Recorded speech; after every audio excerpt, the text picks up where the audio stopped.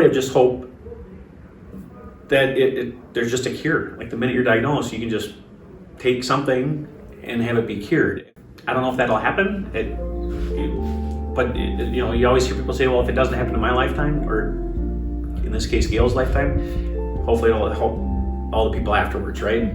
I guess what I wish everyone knew is that there is something we can do for ALS, right? Like we can't cure it and we can't significantly slow it down yet, but there's a lot we can do for our patients and families, whether it's just optimizing their physical function or their communication or optimize their quality of life. I think that's what I want everyone to know, is that there's always something we can do. Here at the ALS Association, we're here to help families who are living with ALS through their entire journey. That's from helping them when they are first diagnosed, helping them navigate what all they might need as their disease progresses. A lot of what that looks like is providing equipment as they might face mobility changes or need different supports to maintain independence. Another area we can help support is if people are having difficulty with verbal communication, if they're struggling to speak as they normally would, we can help with voice banking, we can help with smart home technology so they can still control their environment no matter how they do that. It could be through eye gaze, it could be through use of their hands, or if they are still verbal. We also look to really help the caregiver through this process. It's not just the person with ALS that is diagnosed with the disease, it is their entire family and network. It's knowing there's a whole group out there fighting for you. Because there's no cure, but that doesn't mean there won't be. And so it's so reassuring to know there's a whole group focused on it, focused on helping you.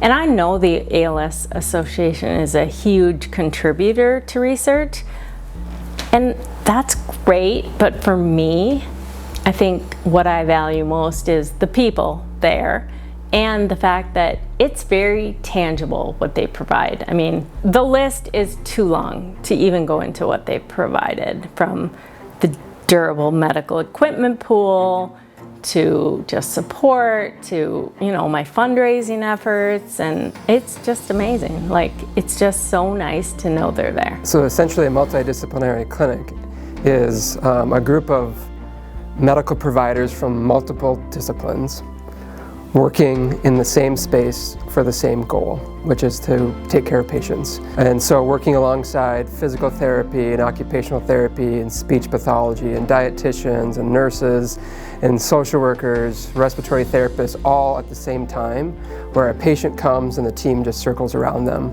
to provide care to achieve the ultimate goal of helping the patient live the best life possible despite what's happening to them physically. The technology is what's really changed in the clinic. So the advancements in powered wheelchairs and communication devices and all the equipment that are provided to patients through the clinic or through the ALS Association have really changed the things we talk about in clinic. You know, any questions on what's new with any developments with the research of ALS, and then we go to the physical therapist and just we can learn about some new stretches or whatever, and how that'll benefit Gayle. Sometimes you have a lot more questions and sometimes not, but you know, as long as we have that platform to communicate, I think it's very beneficial.